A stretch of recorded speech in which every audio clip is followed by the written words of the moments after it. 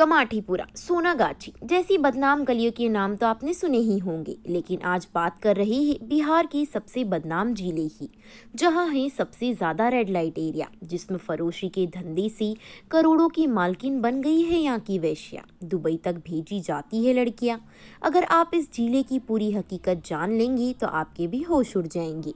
बिहार का वो एरिया जहां सबसे अधिक रेड लाइट एरिया है और यहाँ की मालकिन करोड़ों में खेलती है। यहाँ से महिलाओं को दुबई भी भेजा जाता है। ये बिहार का इकलौता ऐसा जिला है जहाँ इतनी अधिक मात्रा में रेड लाइट एरियाज चलते हैं। ये जिला है बिहार का पूर्णिया, जहाँ अभी वर्तमान में 10 रेड लाइट एरिया है। इसमें सार्वजनिक शहरी क्षेत्र में 6 रेड लाइट एरिया आते हैं। जानकार लोगों द्वारा दिए गए आंकड़े बताते हैं कि वर्तमान में 300 से अधिक महिलाएं जिस्म फरोशी के धंधे में उतरी हुई हैं। इसमें 3 दर्जन के करीब नाबालिग लड़कियां हैं। हैरत की बात तो ये है कि शहरी क्षेत्र के कटिहार मोड़ के रेड लाइट एरिया में 3 विकलांग महिला भी है, जिनसे धंधा करवाया जा रहा है। शहरी क्षेत्र के कटिहार मोड़ के रेड लाइट एरिया में 50 गुलाब बाग 0 माइल बीच, 46 गुलाब बाग सोनाली चौको दूसरा पट्टी में, 48 शीशाबाड़ी में और 20 कब्रिस्तान टोला में और 15 हरदा बाजार में सेक्स वर्कर काम करती है। पूर्णिया में रेड लाइट एरिया का गुलाब बाग मेले से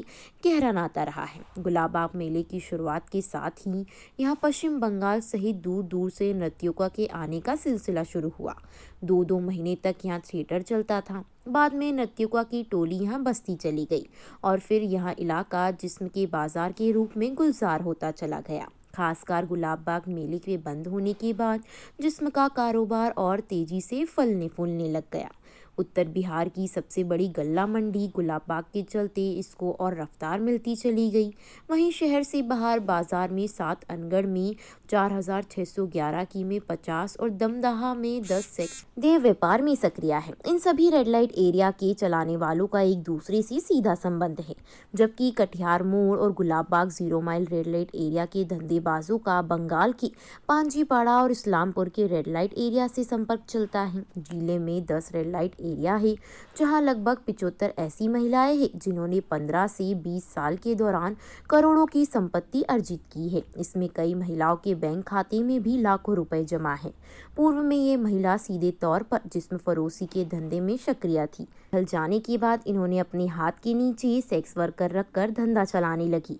आलम ये है कि इनके न केवल शहरी क्षेत्र में जिले के कई कस्बे इलाकों में जमीन है, बल्कि धंधे से जुड़ी करोड़पति महिलाओं में कटिहार मूल में 10, गुलाब बाग 0 माइल में 8, मुजरपट्टी में 10, हरदा में 5, बनमनखी में 10, कब्रिस्तान टोला में 2, धमदाह में 1 अलावा रोहतस सार्वजनिक 30 महिला संचालिका है, जो जिस्म फरोशी के धंधे में सक्रिय रहकर अकूर संपत्ति अर्जित कर रही है। इनमें कटिहार मोड़ और मुजरापट्टी में सार्वजनिक अमीर महिलाएं हैं, जिनके मुंबई में फ्लैट और बंगाल में जमीन खरीदी हुई है।